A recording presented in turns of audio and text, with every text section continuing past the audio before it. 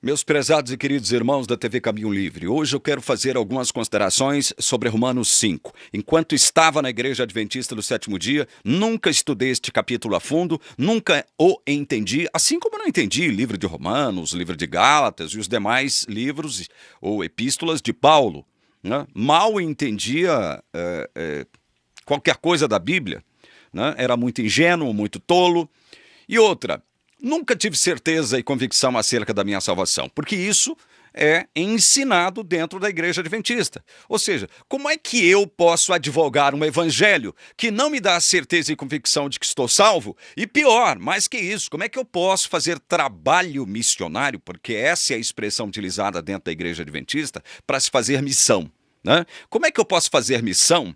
Como é que eu posso desenvolver um trabalho missionário tentando tirar as pessoas de onde elas estão e trazê-las para a igreja se eu não tenho certeza e convicção da minha própria salvação? Né? Como é que eu vou levar mensagem de salvação, de esperança para as pessoas que eu quero tirar de onde elas estão e trazê-las para a igreja, para fazer elas compartilhar desta mesma falsa sensação de que, olha, eu não estou salvo ainda, eu posso perder a minha salvação, eu não tenho certeza da minha salvação, não há uma convicção acerca da minha salvação, eu começo a duvidar de Deus, inclusive, começo a duvidar da eficácia daquilo que Deus fez em Cristo por nós, enfim. Tudo isso vai desembocar, veja, não estou falando que isso acontece com todas as pessoas, né? Sem exceção, dentro da igreja. Mas tudo isso pode produzir conflitos existenciais, conflitos emocionais, conflitos espirituais. A pessoa começa, como eu disse agora, a duvidar de Deus, do próprio Deus. Começa a duvidar da eficiência e da eficácia daquilo que Cristo fez por nós. O que Deus fez através de Cristo por nós.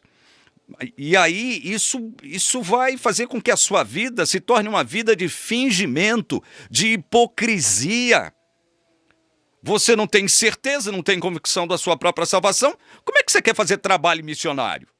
Como é que você quer ir ao mundo em busca de almas perdidas e trazê-las para dentro de um redil no qual não se tem certeza de que se foi achado? Você quer trazer os perdidos lá do mundo? Quando eu digo mundo, eu estou falando, pode ser dentro de igrejas ou não, né?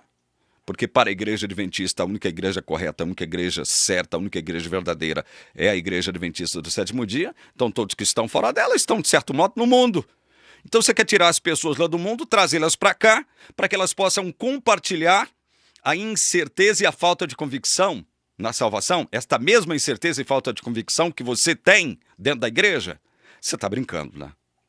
Vamos ao capítulo 5 de Romanos. Olha, eu poderia fazer uma semana de pregação, né? Quem sabe até mais, mas eu poderia ficar uma semana pregando só sobre este capítulo 5 aqui de Romanos. Porque é um capítulo importantíssimo, um dos mais importantes de toda a Bíblia. É um capítulo maravilhoso, cheio de revelações maravilhosas, que começa dizendo o seguinte, olha, justificados, pois, mediante a fé, temos paz com Deus por meio de nosso Senhor Jesus Cristo.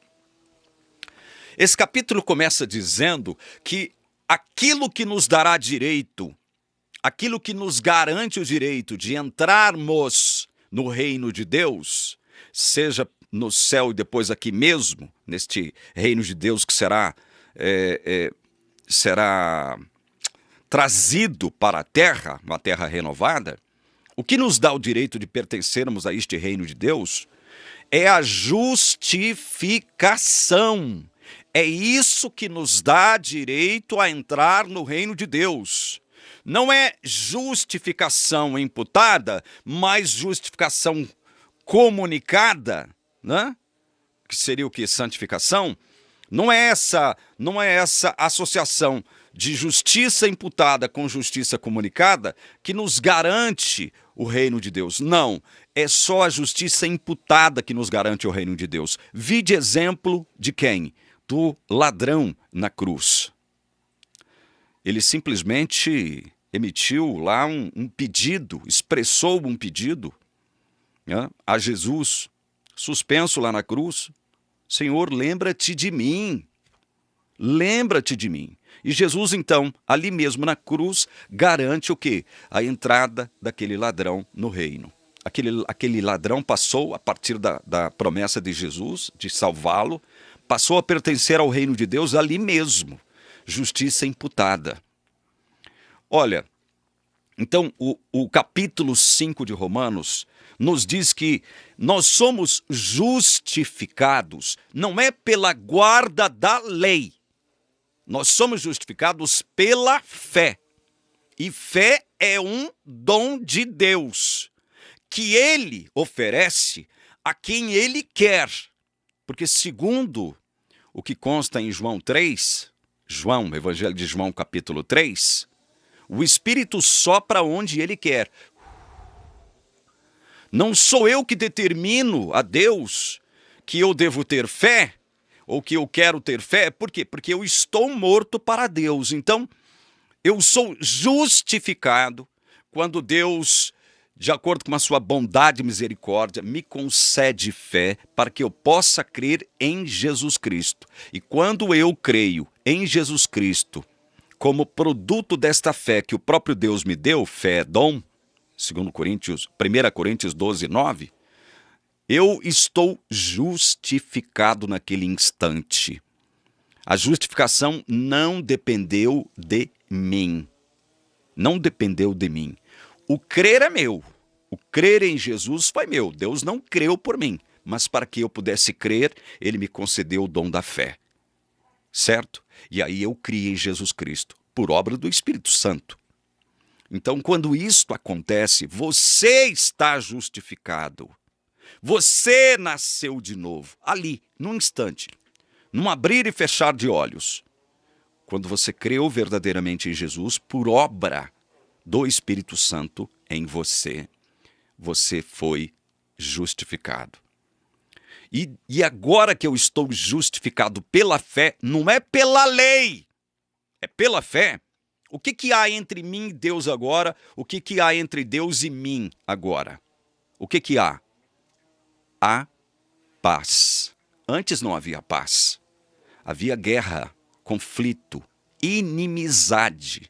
Agora há o quê? Uma relação de pai com filho. Pai, filho. Pai, filho. Há paz. Paz. Não há conflito.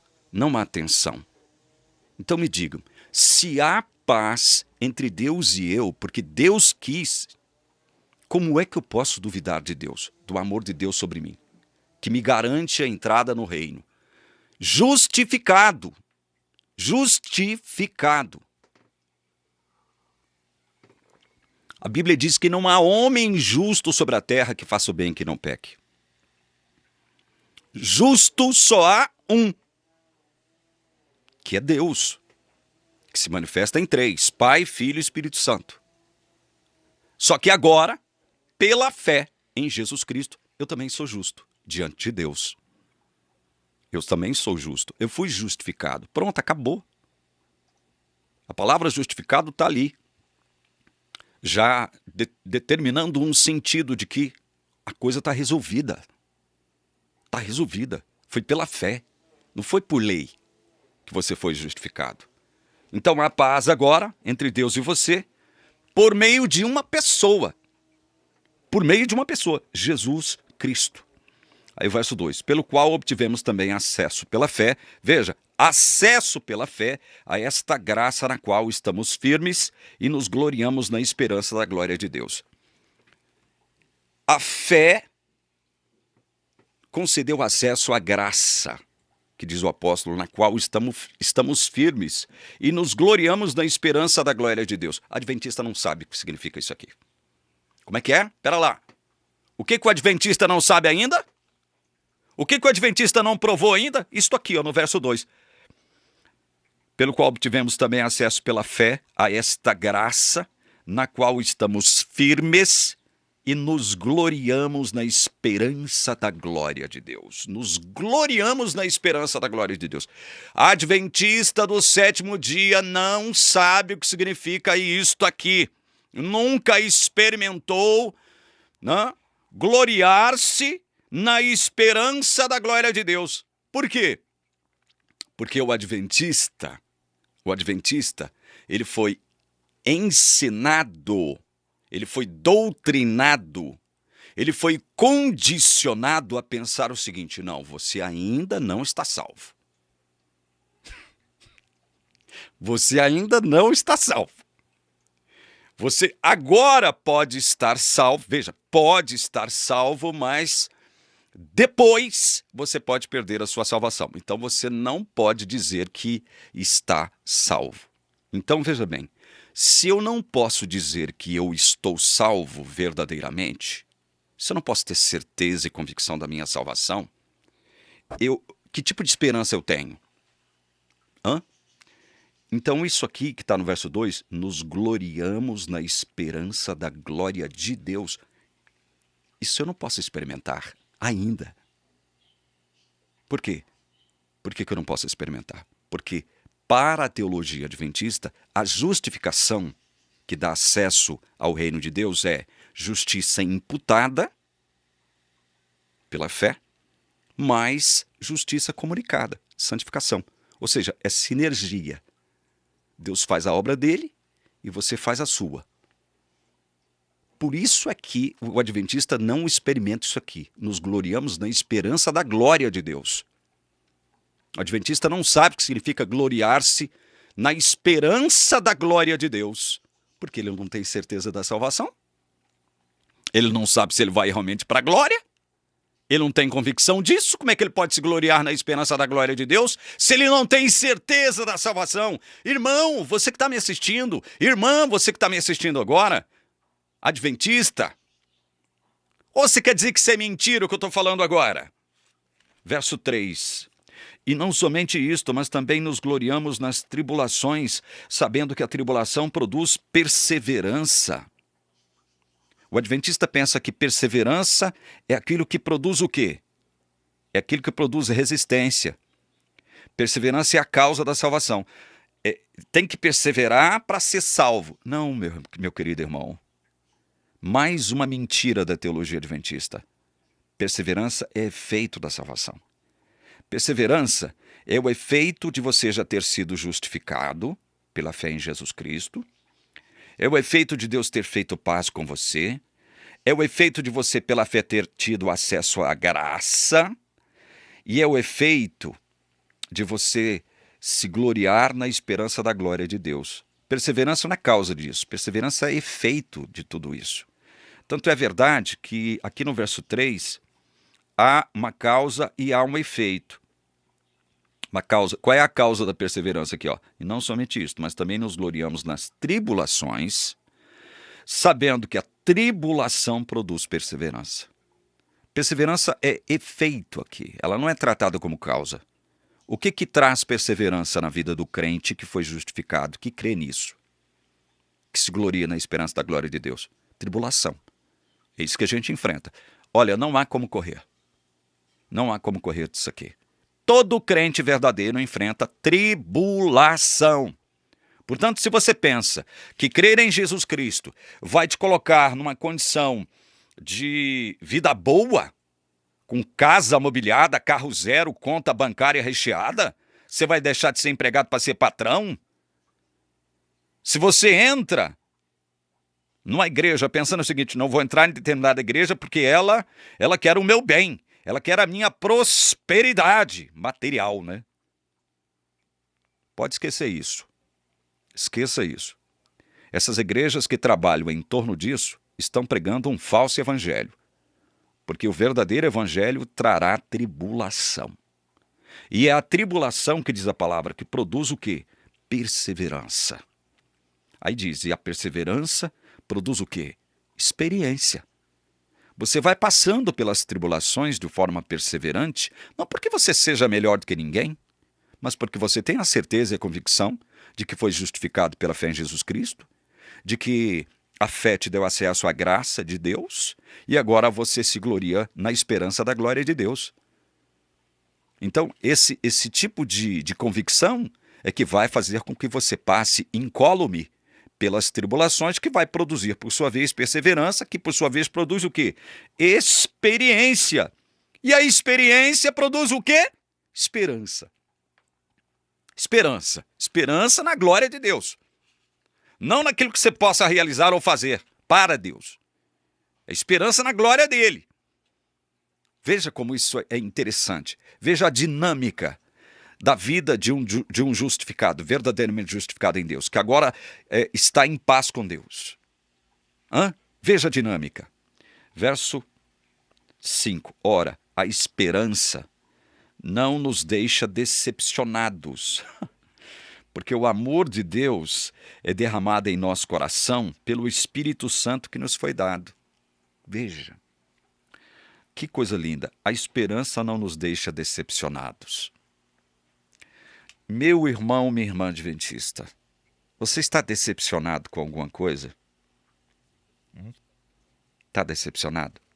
Ou decepcionada? Está? Com o quê? Com que mesmo você está decepcionado ou decepcionada? Eu estou falando para você, irmão, irmã adventista. Com que você está decepcionado? Com quê?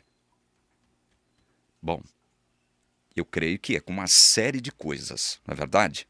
Que você pensava que fossem e não são.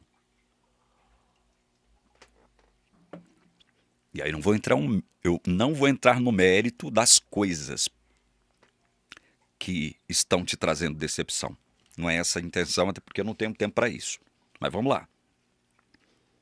A esperança não nos deixa decepcionados.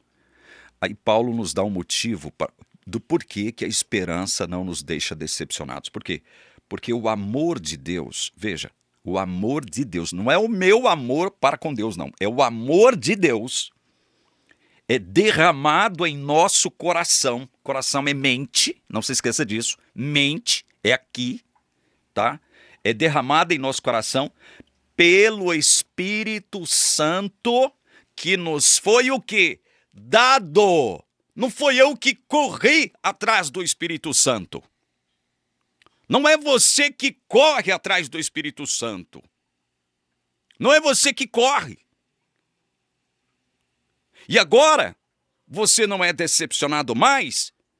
Por quê? Porque o amor de Deus foi derramado em nosso coração. Veja, é por isso que você não é decepcionado mais. Porque quando você tem a consciência de que o amor de Deus foi derramado em seu coração, pelo Espírito Santo que nos foi dado. Dado. Você tem paz com Deus.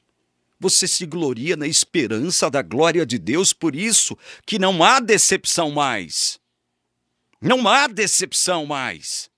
Não há falta de convicção mais. Não há incerteza mais, meu irmão. Presta atenção na palavra. E que mais? Verso 6. Porque Cristo, quando nós ainda éramos fracos, morreu a seu tempo pelos ímpios. Olha só como esse versículo 6 também é maravilhoso. Cristo morreu por mim e por você quando nós, além de fracos, ou seja, impotentes diante de Deus para conseguir a nossa salvação, fracos, impotentes, débeis, defeituosos, morreu a seu tempo, ou seja, no tempo certo, no tempo de Deus, segundo a agenda de Deus. Deus tem um tempo para todo propósito debaixo do céu. Deus tem uma agenda e Ele cumpre fielmente a sua agenda. Ele tem o controle do tempo, Ele tem o controle da história. Deus não age de forma contingencial. Contingências existem na nossa dimensão, porque somos finitos, não enxergamos depois da curva, não sabemos o que vai acontecer daqui 1 hora na nossa vida, não sabemos o que irá acontecer amanhã. Por isso, há contingências na dimensão humana, elas existem. Contingências existem na dimensão humana, na minha e na sua. Mas veja, Cristo morreu a seu tempo. Não há contingências na dimensão divina. Não há contingências da perspectiva de Deus. Tudo é feito conforme a sua vontade, no tempo certo, segundo a sua agenda. Deus tem o controle do tempo, da história, do espaço. Ele é Senhor do céu e Senhor da terra. Ele é, como diz o texto em grego, Deus é o quê?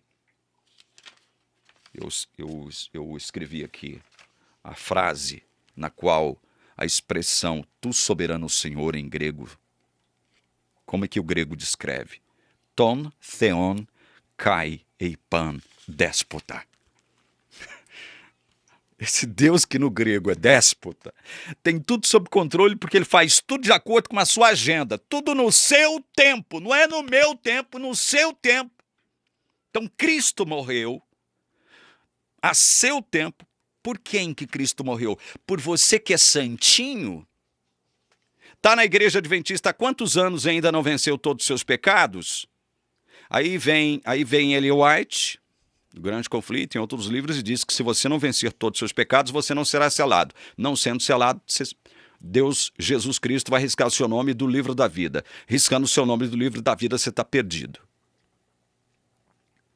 Viu qual é a dinâmica da teologia adventista? Para onde ela vai te levar? A dinâmica da teologia adventista é contrária à dinâmica da Bíblia. A Bíblia diz que Cristo morreu a seu tempo pelos ímpios. Cristo morreu por mim quando eu ainda era ímpio. Cristo morreu por você quando você ainda era ímpio. Ímpio. Cristo não morreu por você porque você já era santinho. Não foi. Olha como isso são boas novas. Quer dizer, então, que quando Cristo morreu por mim, eu era ímpio. Ele sabia que eu estava na condição de ímpio, mas estava morrendo por mim para me tirar o quê? Desta mesma condição de impiedade e levar-me para um outro nível de relacionamento com Ele mesmo e com Deus. Percebeu isso?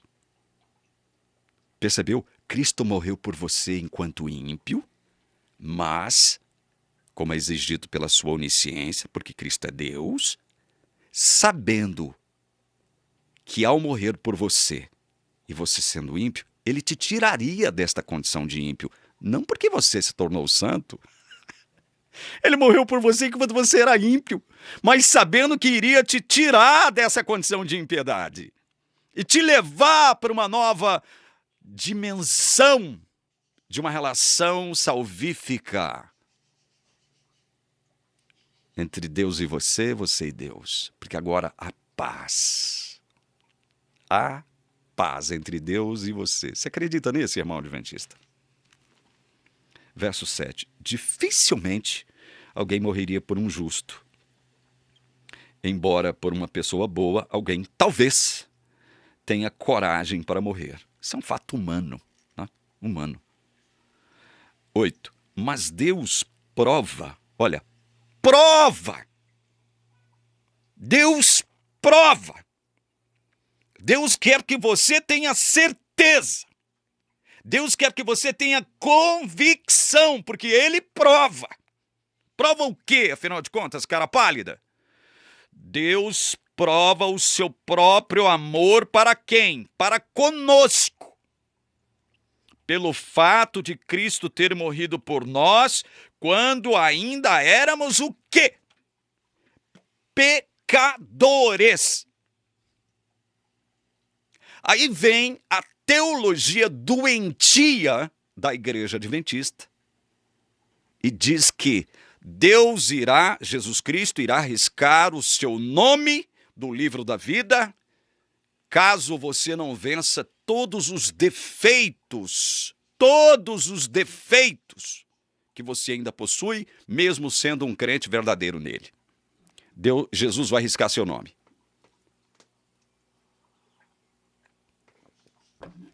Se Cristo nos justificou, ou seja, Se os efeitos salvíficos de sua morte nos justificou quando nós ainda éramos ímpios, como é que agora que eu estou debaixo dessa graça maravilhosa, a qual eu tive acesso pela fé em Jesus Cristo, e agora eu me glorio na esperança da glória de Deus, como é que Jesus pode riscar o meu nome do livro da vida agora? Se eu fui justificado pela fé, não foi por obras da lei. Não foi pela minha performance religiosa, em observar exercícios religiosos que a minha igreja impõe sobre mim como condição de selamento e salvação. Não foi por isso. Mas como é que Deus prova mesmo que Ele nos amou e fez paz conosco e nos justificou? Como é que Ele prova? Porque Cristo morreu por você, quando você ainda era o quê? Pecador. A boa nova, isso é boa nova. Isso quer dizer que, veja, a justificação que te dá o direito de entrar no reino de Deus não sobreveio a você porque você se tornou santo. Venceu todos os defeitos de caráter. Não peca mais. Não é isso. Mas foi pela graça, a qual tivemos acesso pela fé. Fé em quem mesmo? Em Jesus Cristo. E agora, o amor de Deus foi derramado em nosso coração, por meio do Espírito Santo que nos foi dado. Eu amo a Deus agora, não porque eu me tornei justo, é porque eu fui declarado justo diante de Deus. Há paz entre Deus e eu agora, por conta do que Cristo Jesus fez por mim, quando eu ainda era ímpio e pecador. Você vem me dizer que isso não é evangelho? Verso 9. Logo, muito mais agora, sendo justificados pelo seu sangue, seremos por ele salvos da ira. Ira de quem, cara pálida? Ira de Deus. Fomos justificados, não porque Cristo já passou o meu nome, ou pelo meu nome num suposto juízo investigativo e me aceitou.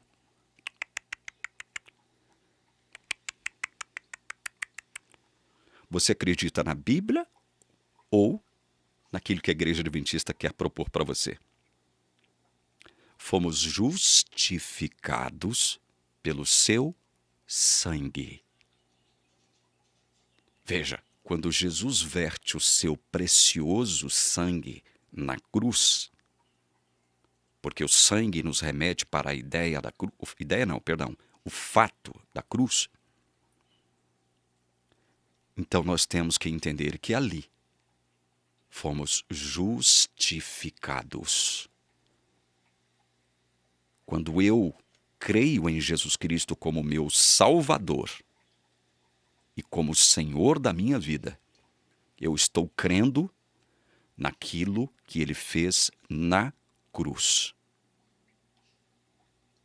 Estou crendo naquilo que Ele fez na cruz.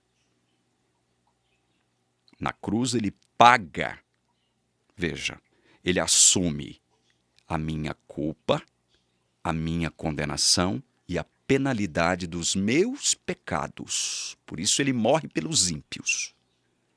Então Ele morre assumindo minha culpa, condenação e penalidade. Ele morre no meu lugar. E é como Paulo diz aqui em Romanos 4, 25, aqui atrás, no último versículo do capítulo 4.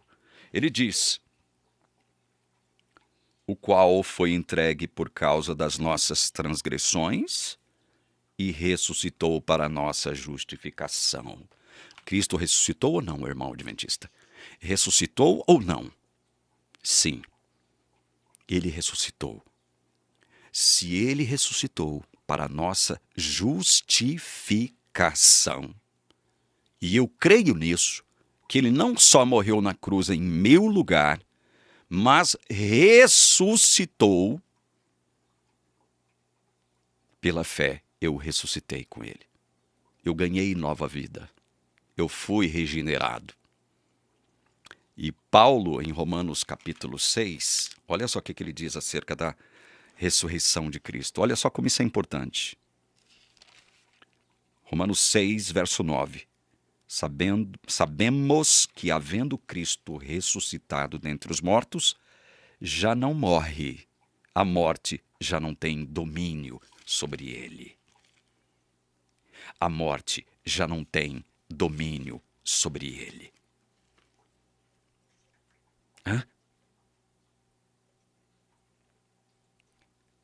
Jesus não passará pela morte de novo.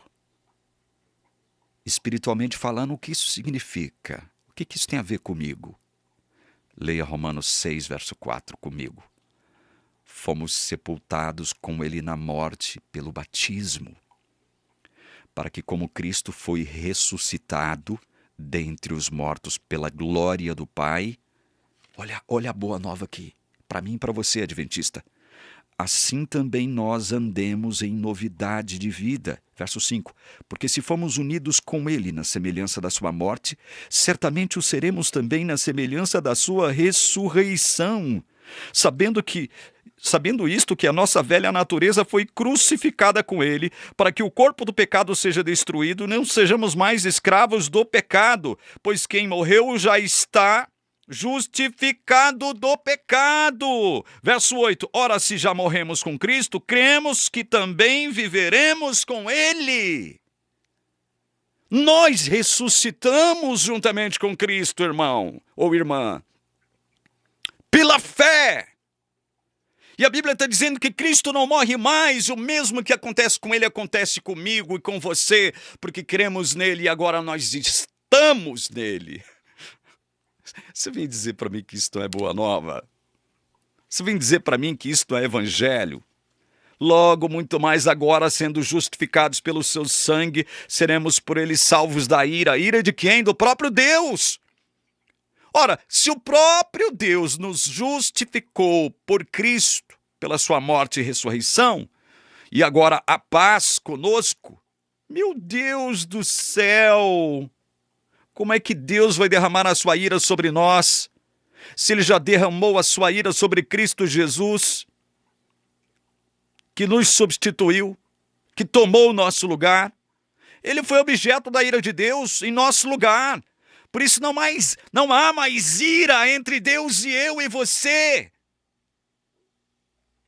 10. Porque se nós, quando inimigos, fomos reconciliados com Deus mediante a morte do seu Filho, muito mais estando já reconciliados, seremos salvos pela sua vida. Quando Cristo morreu, você era inimigo, eu era inimigo. Mas quando ele ressuscitou, nós nos tornamos amigos de Deus. A paz conosco, entre Deus e eu. A amizade. Amizade. Deus não mais direcionará a sua ira sobre nós. Não mais. Acabou. E a vida de Cristo, que Cristo tem hoje no santuário celestial, no céu, ao lado de Deus, é que nos garante vida. Estamos em Jesus. Estamos em Jesus e com Jesus ao lado do trono de Deus. Por isso o escritor de Hebreus diz que nós temos acesso ao trono da graça, porque estamos com Jesus. Ou você não crê nisso, irmão ou irmã adventista? Ou isso é bom demais para ser verdade, como me disse um irmão dentro da igreja, muitos anos atrás. 11. E não apenas isto, mas também nos gloriamos em Deus por meio do nosso Senhor Jesus Cristo, mediante o qual recebemos agora a reconciliação. Eu vou ficar por aqui. Veja, nos gloriamos em Deus por meio de Jesus Cristo, mediante o qual recebemos o quê? Agora, a reconciliação. Por isso que nós devemos nos gloriar em Deus e não em nós mesmos. Porque a reconciliação entre Deus e nós foi o quê? Foi iniciativa minha? Surgiu de mim a reconciliação? A ideia de reconciliar com Deus? Surgiu em mim? Surgiu em mim? Não. Surgiu em Deus. Surgiu em Deus. Éramos inimigos quando Cristo morreu por nós, se lembra? Éramos pecadores. Éramos inimigos. Enquanto ímpio, pecadores e inimigos, como é que eu poderia iniciar um processo de reconciliação com Deus? Em mim mesmo. Responda para mim, teologia fajuta, mequetrefe, arminianista. Responda para mim, teologia fajuta, mequetrefe, arminianista. Responda. Teologia mequetrefe esta sustentada pela Igreja Adventista, que é arminiano-wesleyana. Isso é uma teologia que produz morte. Não produz vida. Não produz vida. É uma teologia contrária à palavra de Deus. E quando nós estamos aqui chamando a sua atenção, irmão adventista, irmã adventista, para o que a Bíblia está dizendo, não é porque nós odiamos você, não. Nós queremos que você enxergue as belezas do Evangelho, as belezas exaradas desse Evangelho maravilhoso, estampadas nas páginas desse livro sagrado, que é a nossa única autoridade. É a Norma Normans. A Bíblia é a Norma Normans. Esta é a norma pela qual toda norma normata tem que ser conferida. O nisto cremos da Igreja Adventista é norma normata. Mas o nisto cremos da Igreja Adventista como norma normata não pode superar a norma normans. É como o Supremo hoje faz. Uma súmula do Supremo tem mais valor do que a norma normans do Brasil, que é a Constituição. Não. Não pode ser assim. O Nisto Cremos não pode ter mais autoridade do que esse livro aqui, ó. Esse livro é a nossa Constituição, é a Norma Normans. Se o Nisto Cremos não se coadunar, não se harmonizar com a Norma Normans, que é a Bíblia, não vale nada. Não vale nada. Nisto Cremos é lixo. Crê nisso, irmão. Para de brigar com a palavra. Não queira continuar sendo inimigo da Bíblia. Você diz que você é o povo da Bíblia? Você faz parte do povo da Bíblia? Mostra, prova então que você faz parte do povo da Bíblia. Creia. Não creia em mim, não. Não creia em mim. Creia na palavra. Examine a palavra. Faça como os bereanos.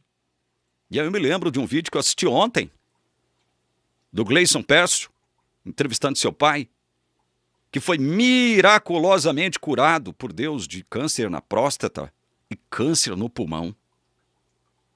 E ontem assistindo uma entrevista entre os dois, entre o filho e o pai, coisa linda, né? O filho entrevistando um pai que descobriu as maravilhas do Evangelho, que o filho descobriu primeiro. E o pai se voltando para a audiência e dizendo o seguinte: façam como os bereanos. Façam como os bereanos. Vão lá na palavra conferir se o que nós estamos dizendo é verdade ou não. Faça como os bereanos, adventista. Faça como os bereanos.